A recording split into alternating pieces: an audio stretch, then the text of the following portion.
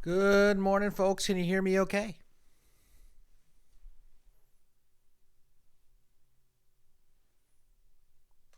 Make sure y'all can hear me. Let me just double check my audio here. Great. Thank you. Thank you. Wow. So that won't wake you up. I'm not sure what will. So yeah. Anyway, good to have you all here. Thank you so much for coming. So we're going to continue today with some coded examples of linear and quadratic programming. Okay, we've in the past we have done we did some gradient descent optimization. I'm gonna try to provide some more videos and code on that stuff. It's actually not that's not like the core of the course, I would say, but I would like to have some more information about it. Where we are in those methods, we are coding the actual optimization algorithm. Okay, we set up the optimization and then we code some kind of iterative algorithm that steps through the possible solutions and finds the best one, the one that minimizes the cost subject to the constraints for all of our decision variables.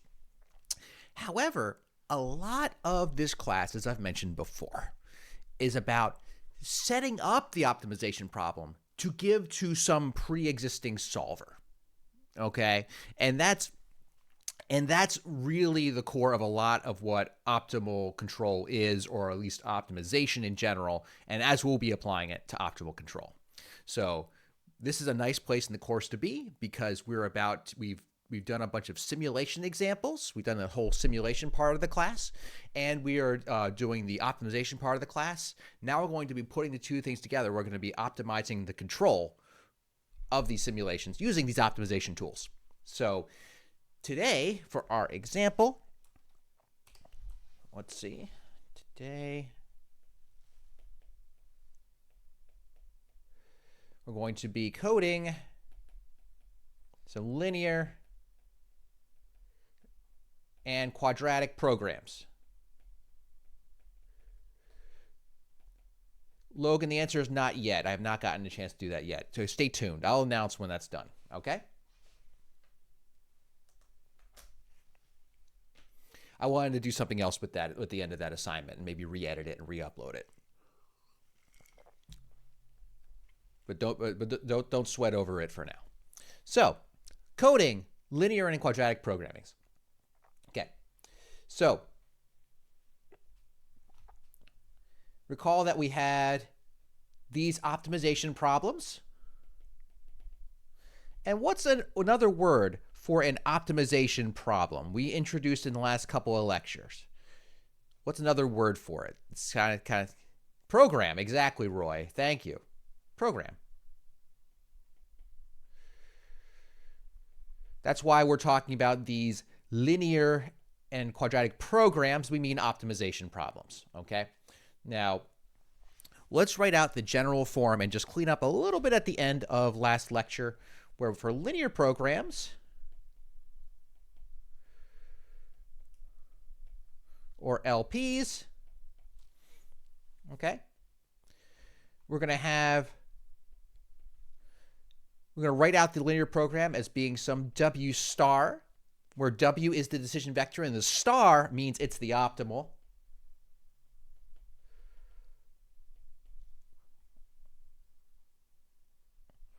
Okay, is equal to the argmin of X, I did it again, W of C transpose W. And recall that the argmin gives us the argument, the input argument W, that minimizes this function. It's not giving us the minimum, it's giving us the input that minimizes it, like we talked about last time. Okay? Subject to the constraints that you have A, W is less than or equal to B, and A EQ W is equal to B EQ. These are your inequality and equality constraints. Okay? So, you have those constraints. And those are linear programs. And to be clear, each of these, so C is the gradient of the cost. We kind of backed out why it's the gradient last time and said, oh, look, it's just constant coefficients. Particularly, they are constant coefficients.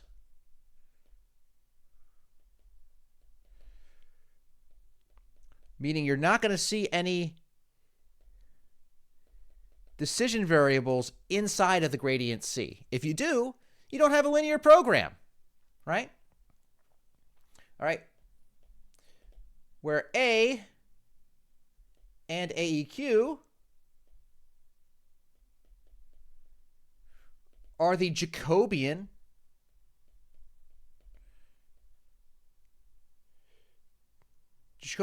of the constraints. Specifically, G of W is less than or equal to 0, and G EQ of W equals 0. And B and BEQ, those are all the constants left over, put onto the other side of the constraint. So B is going to be equal to minus G of 0, and BEQ is equal to minus GEQ of 0. Okay? The idea being is that if you had a constraint in this form, like our typical general nonlinear program or optimization, and we put it in that form, if we have any constants that are not dependent on W, if we substituted in 0 for W, all the constants would be left over, and you'd put them on the other side, and then all of a sudden, AEQ times W is equal to this BEQ on the other side. Okay? That's what it comes down to. So let's do some quick examples. Let's do sort of an abstract example with just lines on a page, and then let's try to do a practical example. All right? See what we can get through today. And we'll do linear programming, then we'll do quadratic programming. Okay. So just one note I didn't get to say at the end of the last lecture with quadratic programming. I mentioned it in a previous lecture, but linear programs, they are always convex. Meaning if you can find a local minimum, it's as good as any other solution that you could possibly find. All right. The same can be true of quadratic programs. Same can be true so long as the Hessian is positive semi-definite. Okay, well, just a little hint, meaning that the eigenvalues are always non-negative. Just a little. We'll go back to that in a minute. I just want to put that out there. So that's one of the cool things about linear programs, is that they are always convex. You find a local solution to it, it's as good as the global. And local solutions are much faster to solve. All right? You don't have to look everywhere to find the local solution, right? Here's an example. Let's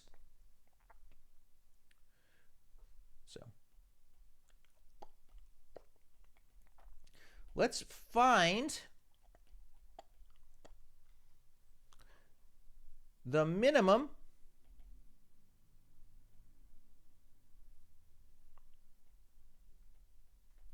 value of x2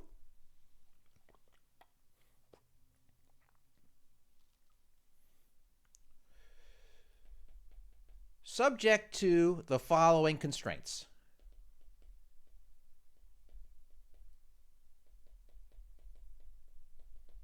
I'm going to draw them out graphically, okay?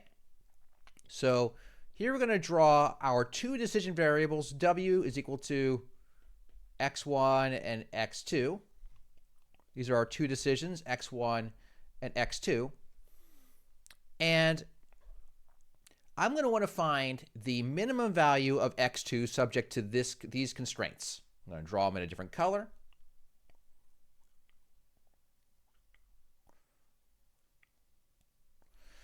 Where I'm not allowed to be over here. I'm not allowed to be over there. I have to be above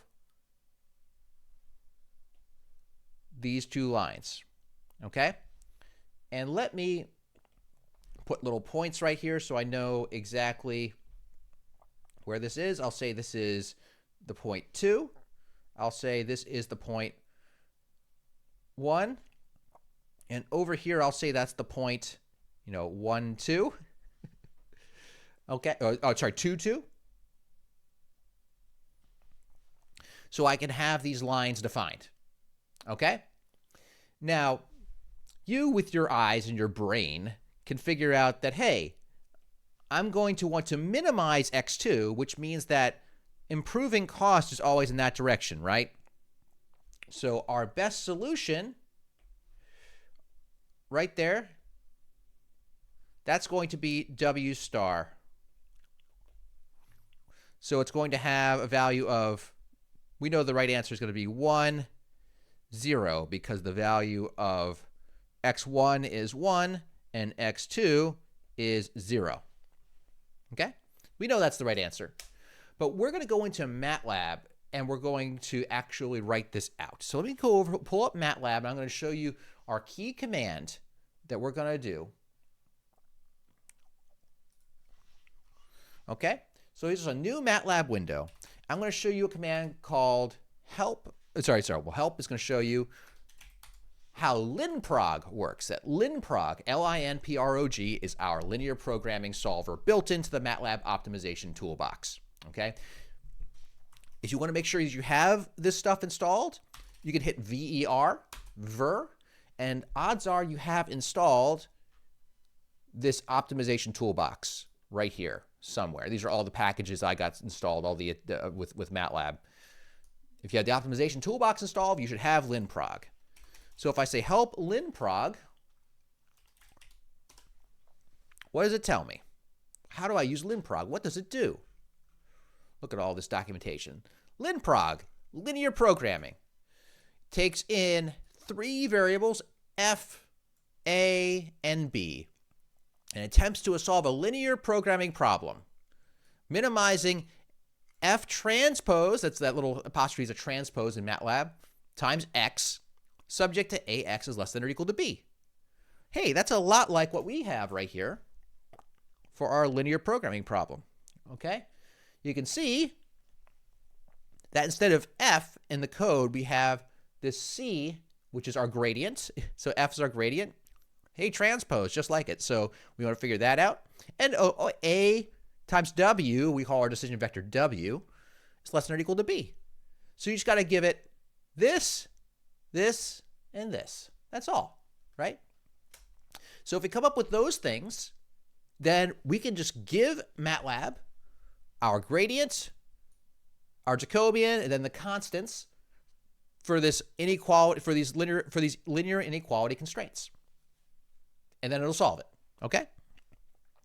So that, and you'll notice that there are other implementations. You can also give it A, B, and AEQ, BEQ. Hey, guess what? Guess what that is? AEQ times your decision vector is equal to. Those are your equality constraints, right? So A and B are for inequality constraints. AEQ and BEQ are for equality constraints. It's like we all know what each other are talking about when it comes to optimization, right? Okay? You can have other implementations where you just give lower bound and upper bounds, which it's for variables, something you can totally do. You can say, hey, my first variable, I don't want to be less than 10 and greater than 20. You could put that in. It's just an easier way to write out what is also already a linear constraint. There are other options that you can do. There's a lot of things going on. But right now we use the default options, right? Okay. All right. And what does it output? Well, it outputs x, which is your optimal decision vector, fval, which is the value of your function, your cost function, right? And whether this flag, this exit flag, is whether or not it succeeded, and it can give you messages on an output. It can give you all kinds of things, right? The things we'll mostly use is just getting the optimal value out, okay? So let's do this simple example, see if we can get this to work. All right, let's go back to the code.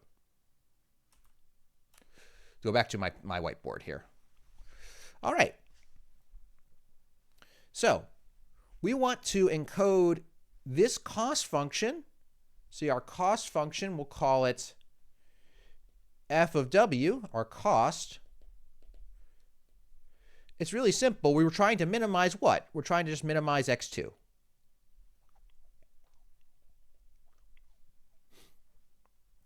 Okay.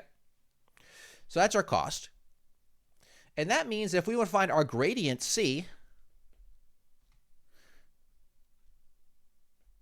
it's going to be the gradient of our cost, so partial f, partial our first variable, partial f, partial our second variable, x2. So this is a simple partial derivative. So the partial derivative of our cost x2 with respect to x1, this is a constant with respect to x1. It's equal to 0. Partial f x2, partial x2, it's just 1. The partial with respect to itself is going to turn to a 1. There's our gradient, okay? We're doing it by hand. All right. Now the slightly trickier part. Let's do the constraints. We have these constraints here. So what I'm going to do is I'm going to look at this line and try to turn that into just the equation for a line. So, I mean, that line is going to be x2 is equal to 2 minus 2x1. I mean, what did I do? I just said, hey, there's my y-intercept. What's my slope? Well, it goes down 2 over 1, so that's my slope. So there, look, that's a line, okay? That's the line that we're on, okay? But we want to be, what we want to say is that it's not allowed to be beneath that line. It can only be above that line, meaning that x2 here is greater than this line. So I'm going to rewrite this here. This is greater than or equal to that. So our first constraint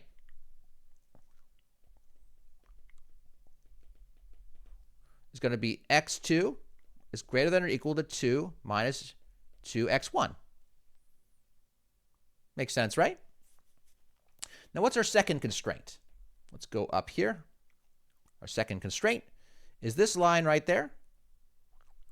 And again, we can just write out what that line is equal to. What I'm going to say is that x2 is equal to, y equals mx plus b. So if we knew our intercept over here, we know our intercept over here is actually minus 2. Just geometrically. There are lots of ways you can just get this line. Just revisit your algebra 2 stuff, But we can say that it's equal to 2 times x1 minus 2. That's the line. But again, that's what the line is equal to. We're saying that the solution to satisfy this constraint must be above this line. So that means that x2, our vertical coordinate, must be greater than this line. So let's rewrite this. So this is now greater than or equal to. So that's our second constraint. x2 is greater than or equal to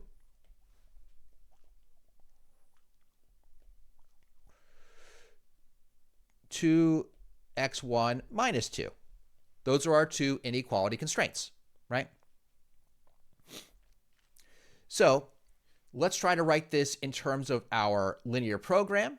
These constraints, they are linear. Why? Because I drew them as lines. That's number one. And number two, once we get our coefficients, you'll note that each of these decision variables is only ever multiplied by a constant coefficient. It's going to be a linear constraint. Okay, so what we're going to do is we're going to put this in the form of g of w is less than or equal to 0, which means that we're going to take, let's put all of the decision variables, put them on the left and keep the constant, and then I guess we can put the constants on the left as well. So our first constraint is going to be this 2x1 plus x2 minus 2 is greater than or equal to 0, right? You put that all on the other side. There are lots of ways you can do this. I'm sure some of you already figured out in your head how we can write this in the correct less than or equal to 0 format. But right now, the way I wrote it, it's greater than or equal to 0. So what do? We multiply both sides by -1.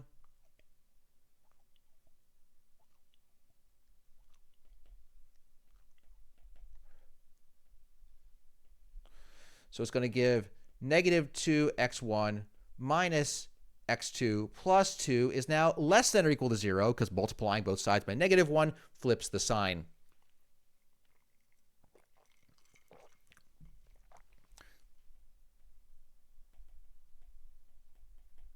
Okay, that's our first constraint right there. Let's do the same thing for our second constraint.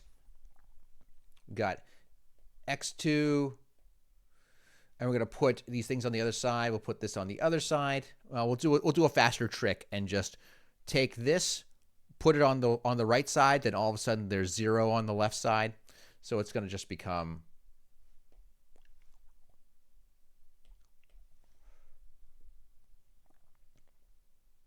two x1 minus x2 minus 2 is less than or equal to 0. That's our second constraint. If for some reason it's early, you're not thinking of the algebra right here, all I'm doing is moving everything from this side to the other side, so it's now less than or equal to 0, and flip it around. That's all. Okay, so now we have our G of W.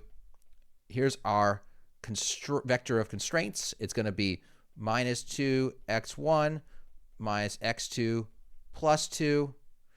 And you have 2x1 minus x2 minus 2. There we go. We got them. Okay. But now we have to turn this into the form AW is less than or equal to B. Now, we discussed before that A is just the Jacobian.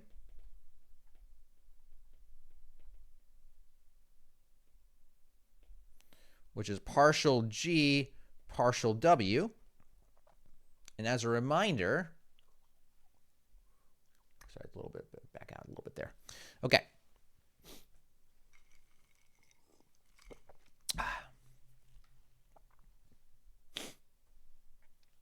So the Jacobian here is going to be partial G1, partial the first variable, which is x1, partial G1, partial x2, partial G2, partial x1, and then partial G2, partial x2. Okay? So that means that our A, say, hey, it's partial this G1, partial x1, which means it's this coefficient here minus 2, if you can see that. Then the second entry, partial G1, partial x2, is partial G1. What's the coefficient of x2? Oh, it's minus 1. Same thing for G2, partial x1, it's 2. And x2, you can see it is minus 1.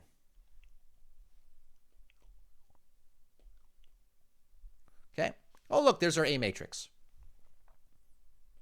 And our B vector is going to be all the constant coefficients that are left, but then we have to put them on the other side of the equation, right? So it's going to be 2, put on the other side, is going to be minus 2. And minus 2 put on the other side is going to be positive 2. Why on the other side? Because it's going to be AW is equal to all these constants on the other side over here. Okay? Hey, look, we have A, B, and recall that C is equal to 0, 1. Now we have everything we need to give to MATLAB for linear programming. Okay? Let's zoom in here so you can see. There's our A and B matrices with C. Okay, back to our code though. See if we can see everything here. One second. See if I can make this all easy to see. 1 second.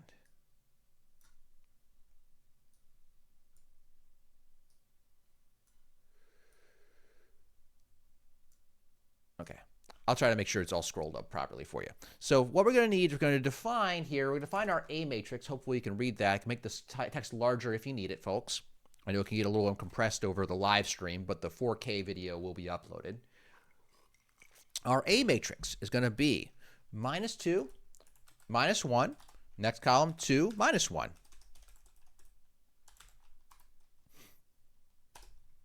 And B is going to be equal to -2, 2, semicolon 2. So we have in the next column, there's B. And for C, it's going to be 0, 1. Oh, and technically this is a column vector. I apologize. Because it's got to be transposed, right? Yeah, this is a column.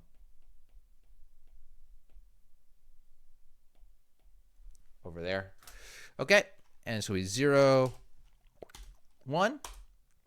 There we go. Okay, so now we can say, hey, W star is equal to linprog C, A, and B. Let's run it. And voila, it's 1, 0. It's exactly what we predicted it would be. Okay? It looked like it took a long time, but that's just because the first time I ran it. If I run it again, it's super fast. Okay? Now, this is a really easy optimization problem. You might expect it to go super fast, but linear programming problems are convex, and therefore, these days are very fast to solve. Okay, any questions on that, on how we implemented that so far? Before we get to another example.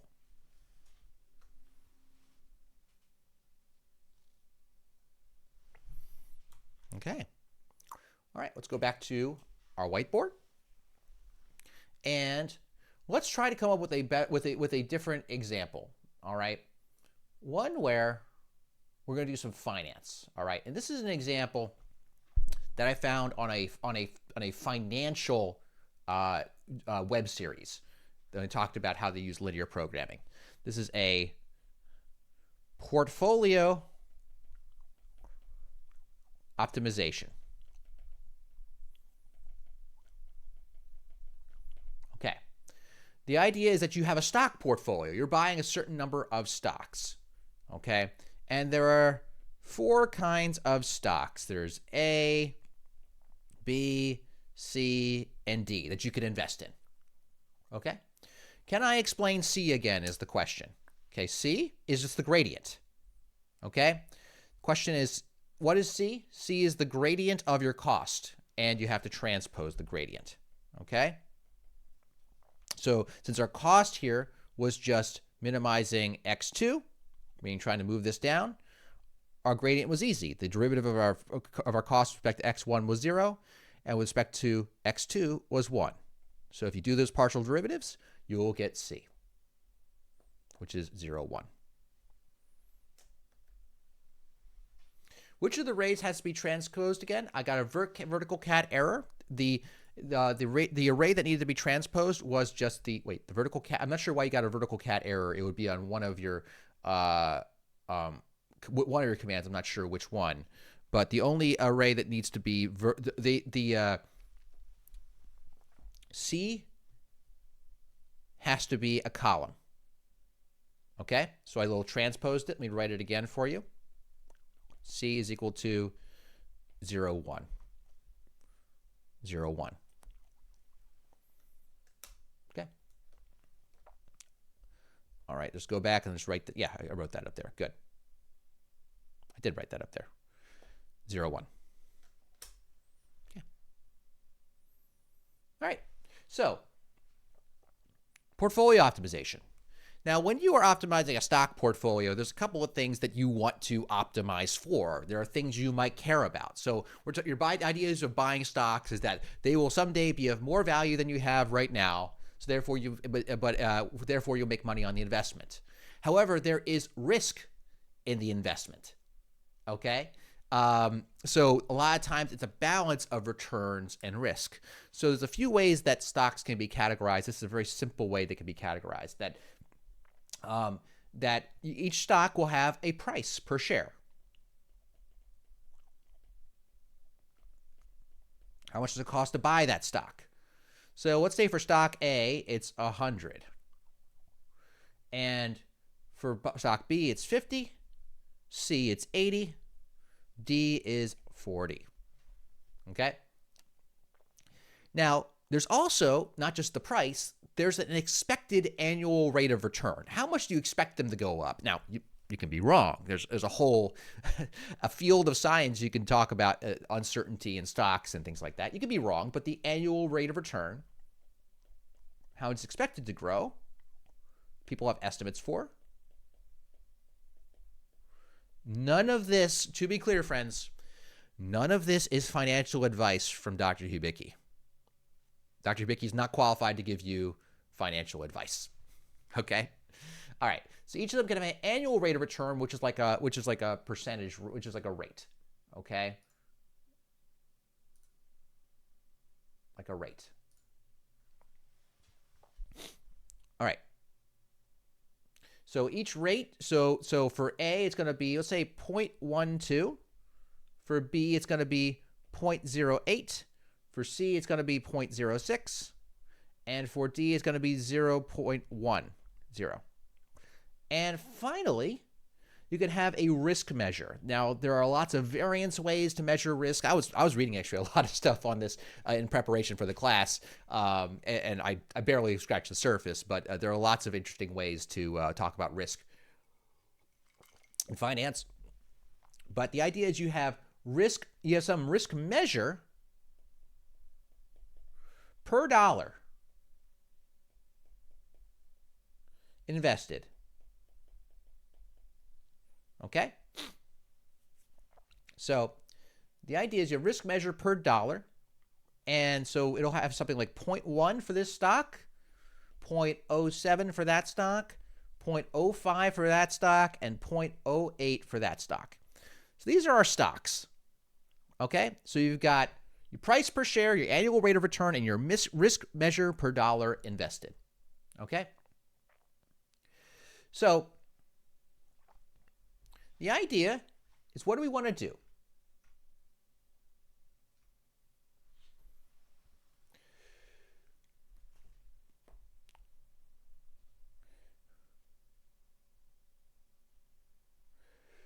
So what do we want? So we want to say we want to invest all $200,000 for rich people. $200,000, maybe it's other people's money. We're financial investors. Of our money in stocks. We want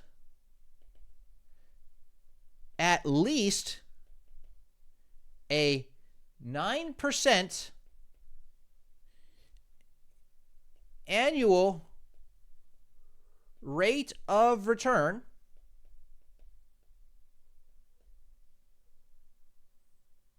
That's what we want. We want a 9% rate of return.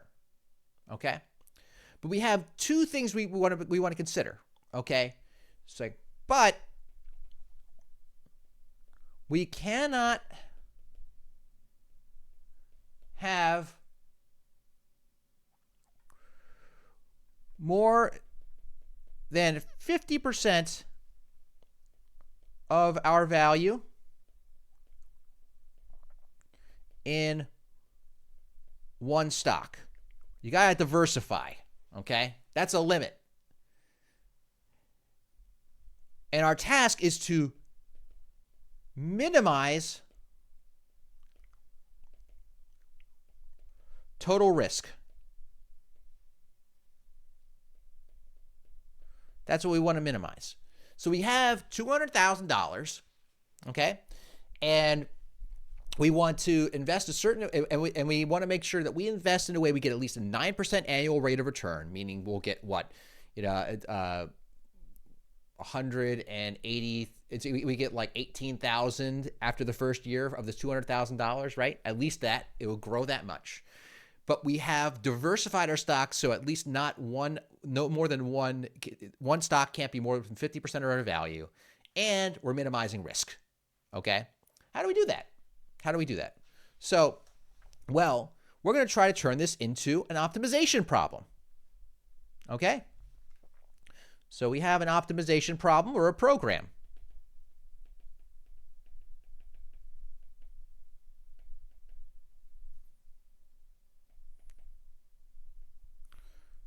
So we want to set up the 3 things that we need for an optimization problem, right?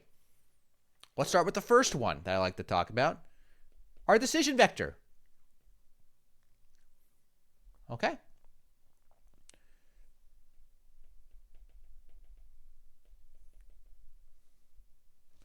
Okay. So our decision vector could be the number of stocks we buy in A, B, and C, and D. So A, B, C, and D. That's our decision vector. How much do we buy of each? Okay?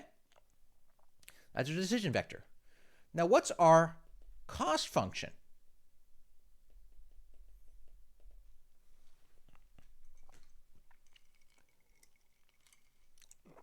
Good question, me. Apologies. I'm eating an ice cube.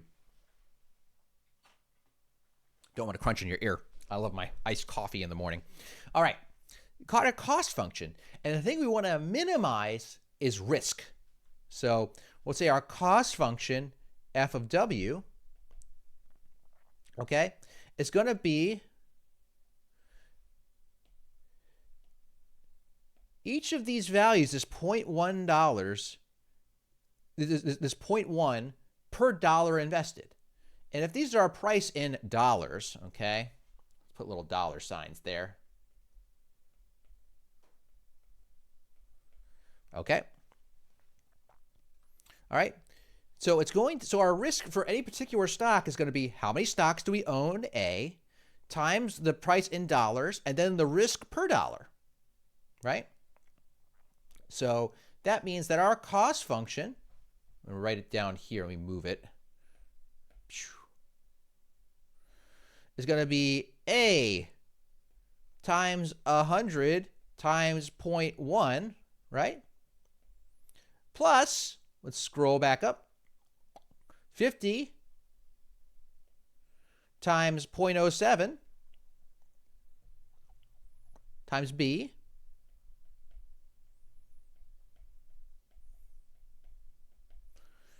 plus C times 80 times 0.05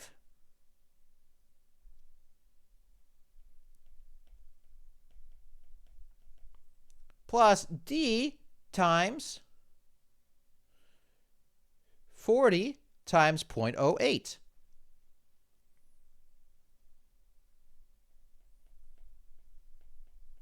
That's our cost function. This is for minimizing risk. The cost function is the thing you minimize. You are minimize risk.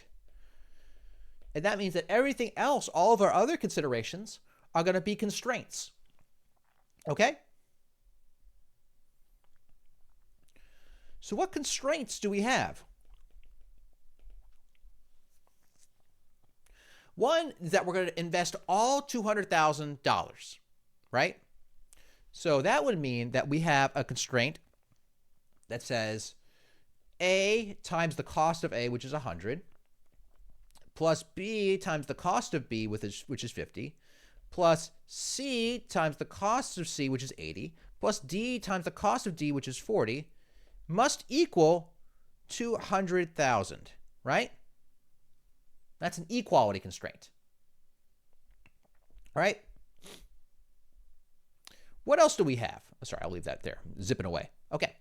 We also said that no one stock can be worth more than 50% of our total value. Okay, which is 50% of times 200,000 is going to be 100,000, which means that whatever we've invested in A times 100, has to be less than or equal to 100,000. And whatever we've invested in B, it's got to be less than or equal to 100,000. Whatever we invested in C, etc., right? Less than or equal to 100,000. And whatever we invested in D must be less than or equal to 100,000. That makes sense? We'll write this all into a script, I believe. So, all right. So the question is, why is it less than or equal to, and it's not just less than? the short answer is we almost never deal in less thans in this class because we're dealing with real numbers.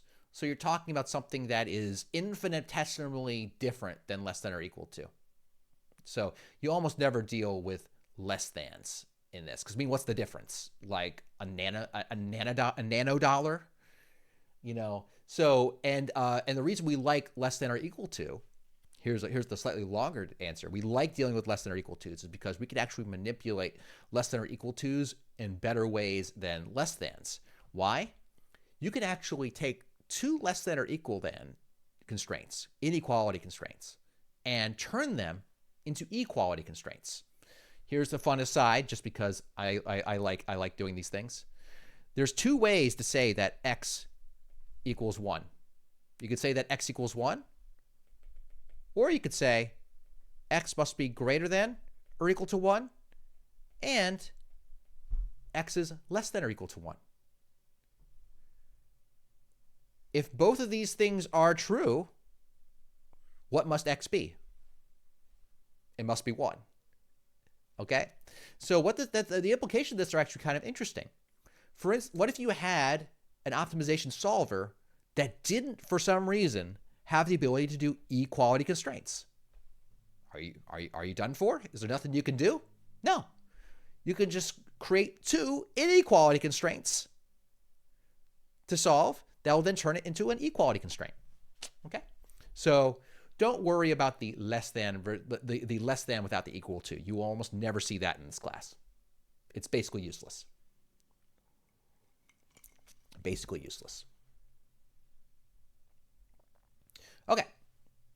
All right. So what other constraints do we have?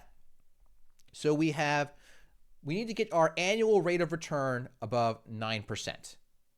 Okay? So that means that we again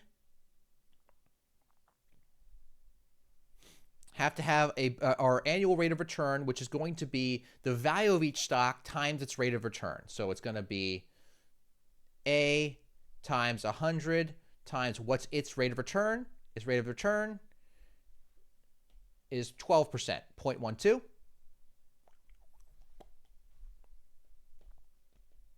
Plus B times 50 times its annual rate of return, which is 0.08. Plus C times 80, which is its value, times its annual rate of return, which is 0.06. Plus D times its value, which is $40, times its annual rate of return, which is 0.10. 0.10. And that's got to be greater than or equal to 0.09 or 9%. Yeah. Thank you, Sam. I also found that inequality constraint fact interesting. There's lots of kind of cool tricks you can do with that. All right. So we're almost, is that all of our things? So we have our annual rate of return. This is our annual rate of return. Okay. These are our this is our diversification of our portfolio. Okay. And that is our total investment. Those are all our constraints. At least I think that should be all of our constraints. We can put on constraints that make sure we don't invest basically invest negative stocks. I mean, what is that? That's like a put option, or I don't know. I'm not a finance guy. You know, the big short, you're trying to big short the market. I don't know. So, okay. So let's put this into code. All right. So let's go back to our code. Make a new script. We're going to write this all out in a script to make this a little easier for everyone to see. All right. So we're going to have a new script. We're going to call it, portfolio optimization.m, portfolio opt.m. Save it as that. Portfolio optimization.m by me and all my friends, which is you. Okay, so today is the 11th of February of the Common Era, and we're going to do test a portfolio optimization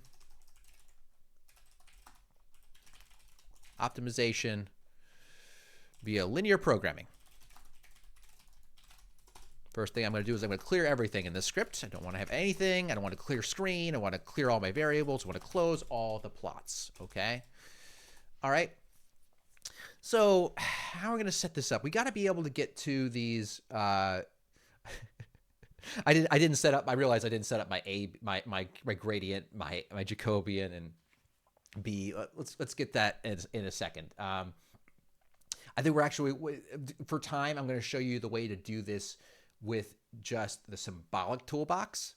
Okay, just way to, so we can do this all by hand. All those tricks that you did before with the Jacobian and the gradient, you could do for this, maybe in the next exercise to do at home. Well, we can actually have MATLAB do all those gradients, Jacobians for us. Okay, so how are we going to do this? So what we're going to do is we're going to define, define our stock parameters. Okay, so we're going to have our cost for A, which was 100. We're going to have our B, actually, let's say instead of cost, let's say price, because we use cost in too many ways in optimization. We have B price, which is 50, our C price, which is 80. Not financial advice. This is not Christian Hubicki giving unregulated financial advice. It is not. Do not do this.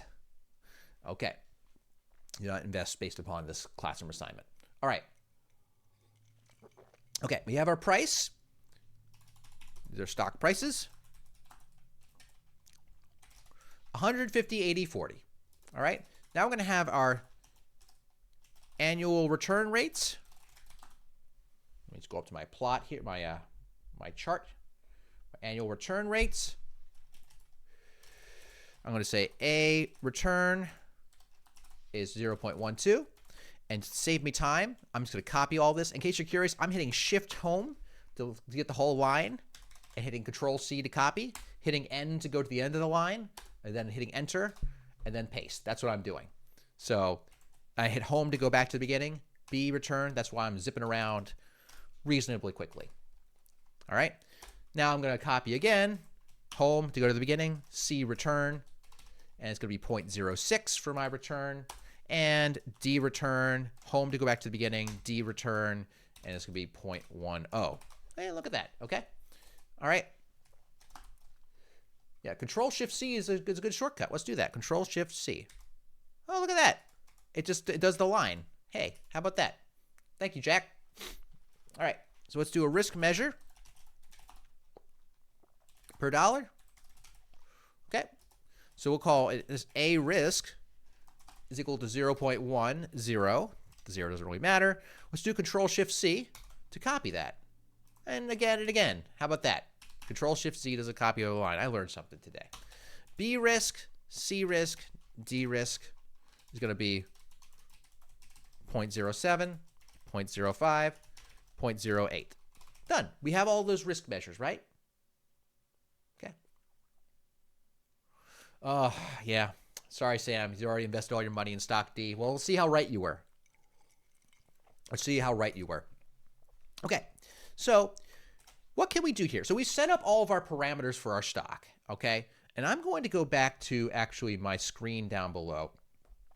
Okay, I'll give you a second just to finish copying down before I switch back to the screen. What we want to do is we want to eventually find our A, AEQ, B, BEQ, and our gradient C. If we have those things, then we should be able to do our linear program. Noting that we now have equality constraints, we're going to need AEQ and BEQ. We can do it with AEQ and BEQ. Or as we learned today, you can always turn an equality constraint into two inequality constraints. Don't worry about that too much for now. But in order to get those, we'll do those by taking our gradient of our cost and our Jacobian of our constraints. Okay? So let's put them in the proper form of constraints where you have G of W is less than or equal to 0 and GEQ of W equals 0. Let's get it into this form, and I'll go back now. Okay. So what we want is we want our cost function, f of W. We want our constraints as G of W is less than or equal to 0 for all, and that 0 can be a 0 vector, so this can be many, many constraints, and GQ of W is equal to 0, okay? And what we will do is we'll take the gradient of that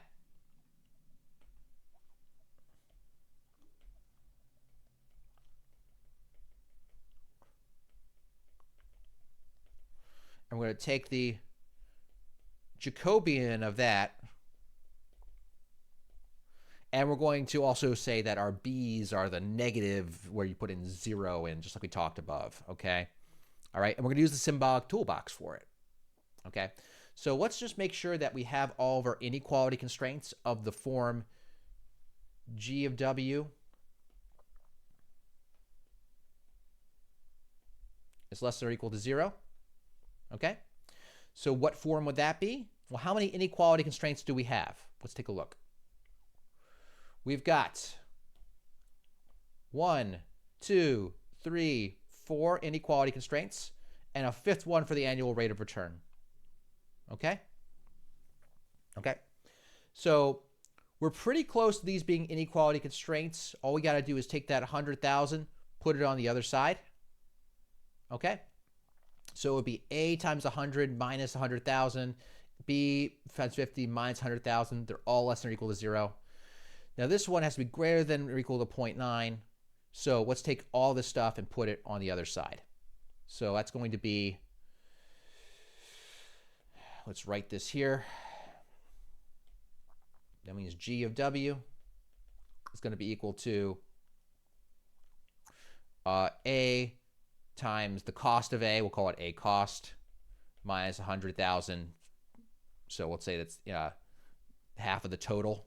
This is the total.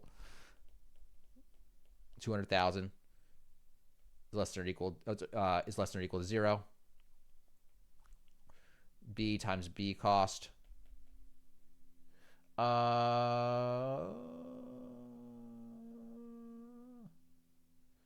There are 6, so I'm getting a private message. There are 6 constraints, but these are the inequality constraints. We haven't talked about the equality constraints yet. To be clear, I'm only talking about the inequality constraints. The equality constraints we'll do next. So we're 5 inequality constraints, 1, 2, 3, 1, 2, 3, 4, and 5. And 1 equality constraint we have not taken into account yet. So 5 inequality, 1 equality. So that's what I'm talking about at the moment. Minus 1/2 total is less than or equal to 0. That should be B times B cost. C times C cost, or price, minus 1/2 the total is less than or equal to 0. D times D cost, minus 1/2 the total is less than or equal to 0. And our annual return is going to be 0.09 minus A times A cost. I'm doing some really quick things. A cost times A return minus B times B cost times B return. I'm just writing it in terms of general variables now instead of the exact prices in case we want to change them. C times C minus C times C cost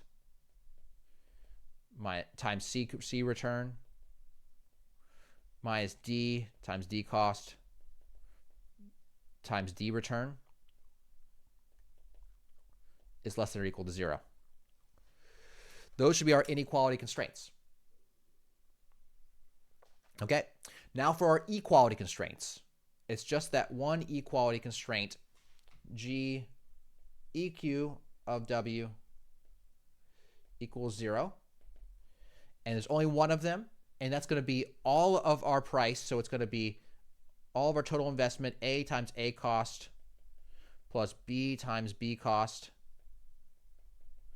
plus C times C cost plus D times D cost minus our total $200,000 must be equal to 0. So we'll just say that T is equal to 200,000. Okay? Then voila, we have all of our constraints. So how do we do that in MATLAB, where we have MATLAB take our gradients and Jacobians? Well, I'm glad you asked. Well, did we talk about it? So let's go back to our code. First, let's use the symbolic toolbox.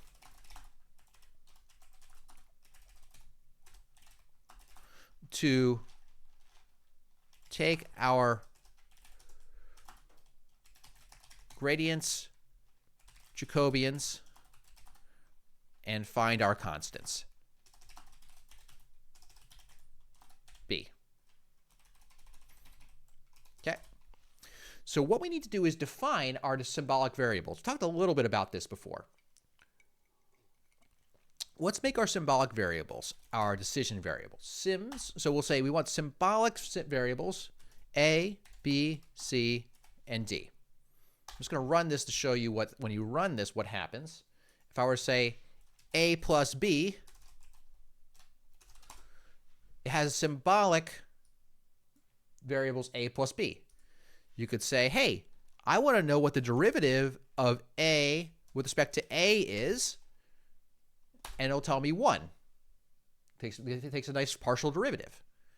Okay? That's the tool we're going to use here.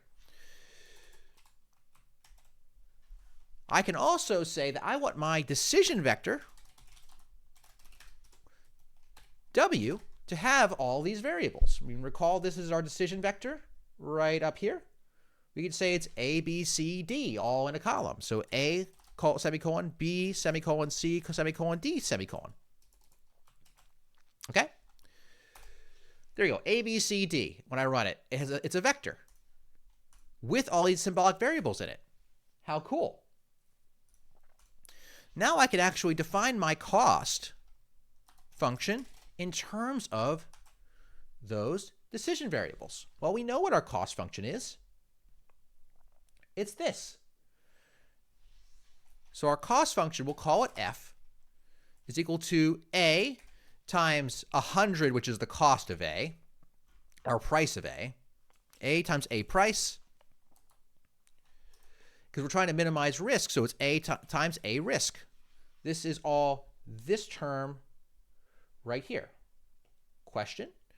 When we make a row vector and do a transpose, I get conj. Oh, friends. Oh, Logan. Thank you for.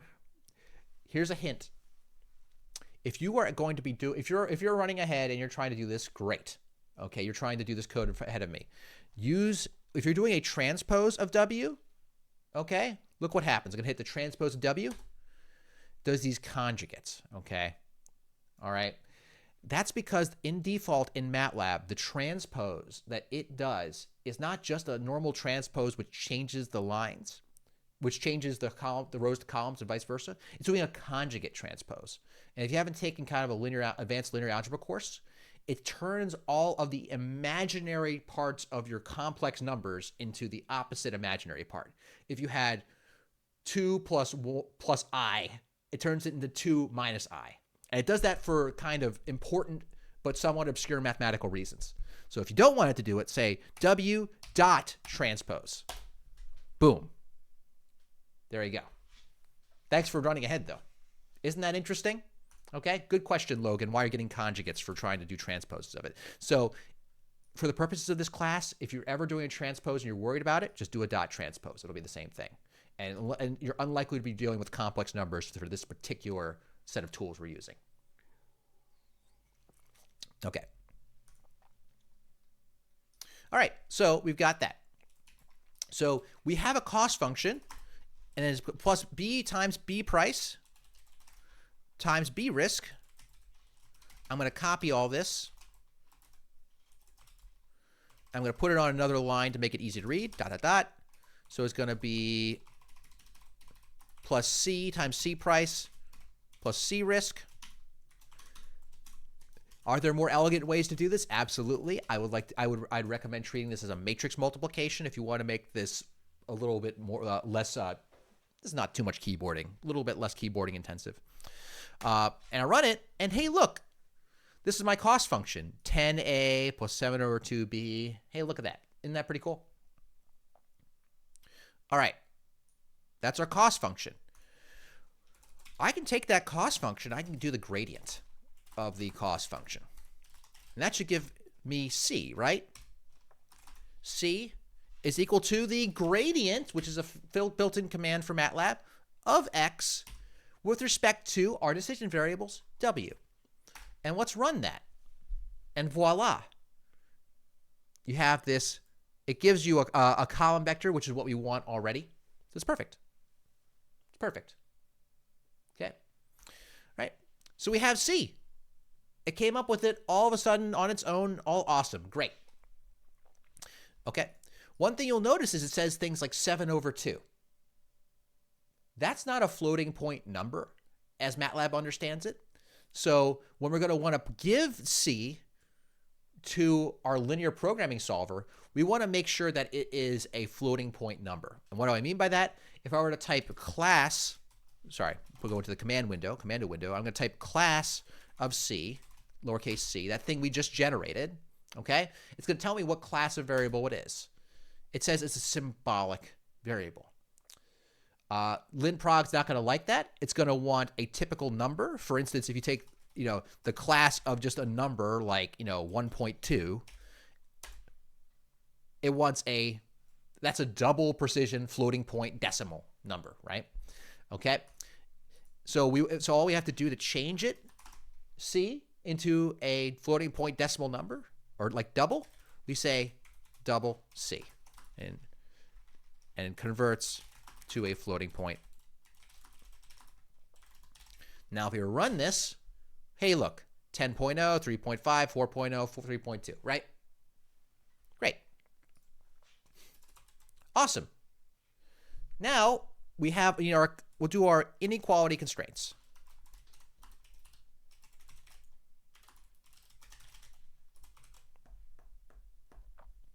Where's our inequality constraints? There they are. Boom. GW, all that stuff, okay?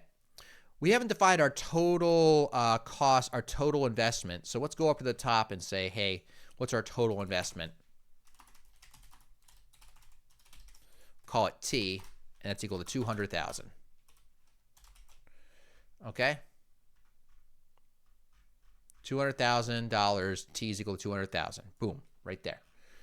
So now we want our inequality constraints. We'll call this G, and it's going to be a vector of these 5 constraints you're looking at here. So it's going to be A times A price minus 1/2 times T. That is our first constraint right there. And it's going to be a vector of all these constraints. So I'm going to put this on a new row, and I'm going to copy all this and just keep and copy it 3 times to get these 4 constraints.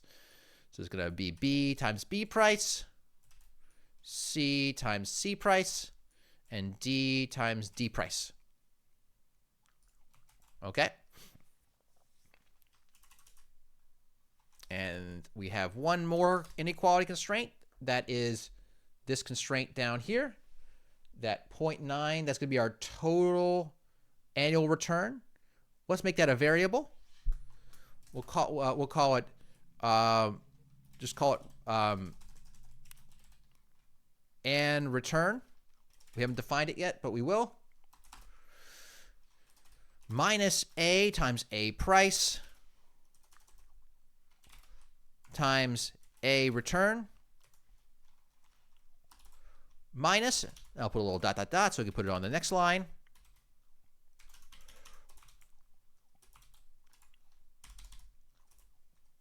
Sorry, 1 second here.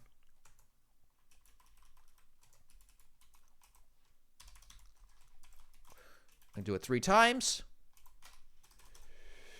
Annual return Okay, so this will be B times B price times B return, C times C price times C return, and D times D price times D return. Okay, and that should be all 5 of our inequality constraints. We gotta just define this annual return. I'm just double clicking it, copying it, and taking it up to the top. This is our required annual return. Annual return is going to be 9%. 9%. Annual return of 0.09, which is 9%. Okay, go back down to the bottom. So we have our inequality constraints. Now we run this.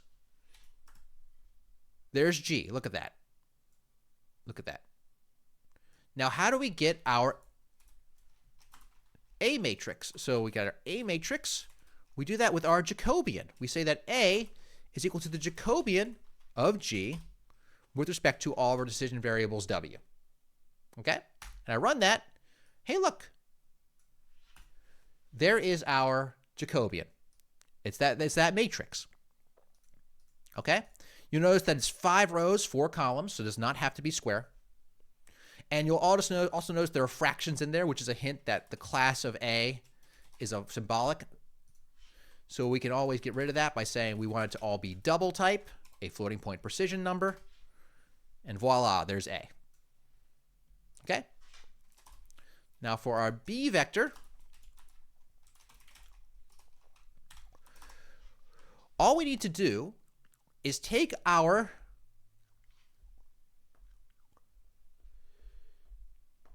G of W is less than or equal to 0 and substitute in zeros for all of our decision variables, all 4 of them, okay? And that'll give us a constant, and then we put it on the other side, and then make it negative. So how do we write that? Well, in the symbolic toolbox, you could say, hey, I want to substitute in to G our expression G. Let me give you a clearer example. Let's say I have some expression, I'll call it Z, and it's equal to A plus B. Oh, it's not A plus. It's equal to, oh my goodness, we have a problem. I've already used the phrase A, so I gotta change things real quick. We're gonna call this A ineq, and we're gonna call this A ineq. So because we already used the variable A. Excuse me. And I'll call this B ineq. Problem solved. Okay. Let's rerun all of this. Comment that out. Okay. All right. Let's say I have an expression. It's called Z is equal to A plus B. That's just a symbolic expression called Z that is equal to A plus B. I can substitute in to Z where there was once A, there is now the number 6. What is it equal? B plus 6. How about that? That's what substitute command does. It does a substitution. Okay?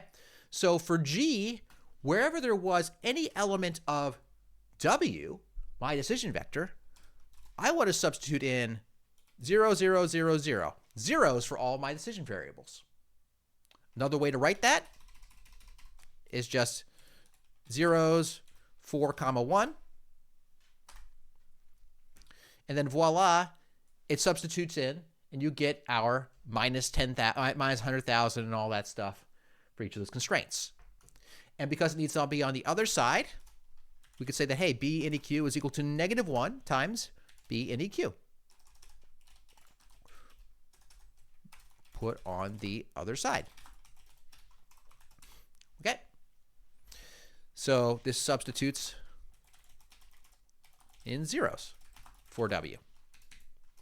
There we go. Now you also notice that B ineq still has fractions. It's very clearly not a floating point number. So we'll say B ineq is equal to zeros. Is equal to double. B ineq. There we go. Hey, look, floating point numbers. These are our inequality constraints. That just leaves our equality constraints. Okay? So that's we be our GEQ is equal to 0, right? And we've already figured out what that is. GEQ is all this stuff right here. It's A times A price, B times B price, minus your total price. So it's A times A price plus B times B price. I'm going to copy this stuff. Boom, boom. C times C price, D times D price, minus your total investment. So your total investment is going to be $200,000, right? I run that. Here's GEQ. You can do the exact same tricks with Jacobians and substitutions for your AEQ and BEQ matrices. I'm going to save us some time. I'm going to copy all this stuff. I'm going to copy all of that, put it down here below. So it's now going to be AEQ, AEQ, AEQ, BEQ, BEQ, BEQ for our equality constraints, for which there's only one. So I got rid of all the NEQs and replace them with EQs here. And this is going to be GEQ. And this is going to be GEQ. And once I'm done with that, voila, I have my A, B, AEQ, AEQ matrices. All right, I just copied it, and you'll notice that everywhere it said NEQ, I just replaced it with EQ. And voila. So now we have everything. Now we're going to solve our linear program. We're going to say that W star is equal to ln prog. And what does ln prog require? Help ln prog. So you can see ln prog, you can give it your function, your cost function gradient, which we call C, A NEQ, B NEQ, A EQ, and B EQ. So for us, it's going to be C, A NEQ, comma, B NEQ, comma, A EQ, comma, B EQ. Because we just called our inequality A and our inequality B, we called them these variables instead of A and B because they're already taken. All right. Let's solve, and when it puts the solution, it puts it in W star. Voila. Oh, what does it do? What does it do? It says that I want to invest $2,500 in stock D, $1,250 in stock C, $2,000 in stock B, and negative $1,000 in stock A. We can't do that. We can't do that. What do we need? We need another constraint that says we can't have negative stock. How can we do that? Well, we can add more inequality constraints. We absolutely can. That's totally a viable thing. We can just add them to our inequality constraints up here. Add more rows to our inequality constraints. But you'll also notice that if I go back to help ln prog, we have, it's an easier way to do it. We can give it an LB and a UB, which are a lower and upper bound for every decision variable. And we could say we want the lower bound to be 0. You can't have fewer than 0 stocks. And we'll end with linear programming today. I think this is quite an extensive linear programming introduction. We'll have to pick up with quadratic programming soon. Okay, so what we can do is, so all LB and UB is they are vectors. So let's do our lower bound for all decision variables. If we want our lower bound to be, we'll call it, this vector we'll call LB. We want our lower bounds for each of our 4 variables to be 0. What about the upper bound for all decision variables? UB. Okay? And we don't want an upper bound. We could come up with an upper bound based upon the price, but we already have an upper bound on how much we can spend. It's we had to sort of spend exactly $200,000. So if we don't want there to be a specific upper bound, we can just say it's infinity. And you would say INF, INF, INF, and these should be semicolons, I apologize, semicolon, IMF, semicolon, IMF, semicolon, INF, semicolon, INF. These are infinity. So that means the sky's the limit, theoretically. It's going to be bounded by other stuff. So that means we can now add to our linear program, we can add a lower bound and an upper bound and resolve. And voila, what does it say to do? Don't invest in stock A. Don't invest in stock B. Put all of your stock in stock D. Don't put all your stock in stock B and C. And that's it. That's it. We took this investment problem, turned it into a linear program, and because it had linear constraints, when we were able to go into MATLAB, take a gradient, take our Jacobian, and compute all of the relevant matrices for it to solve using MATLAB's linear programming solver. And it's very, very similar process for quadratic programming. Very similar. But I want you to take away the need to define your gradients, your Jacobians of your constraints, and that you can do it, and it can help you by taking the symbolic toolbox and using its tools for gradients and Jacobians. And with that, I really appreciate your time today. We didn't get through as many things, but I think we went through this with some detail. So you have a concrete example of how to do linear programming. And with that, thank you for coming. I'll stick around for a few minutes for questions. Thanks again. My pleasure.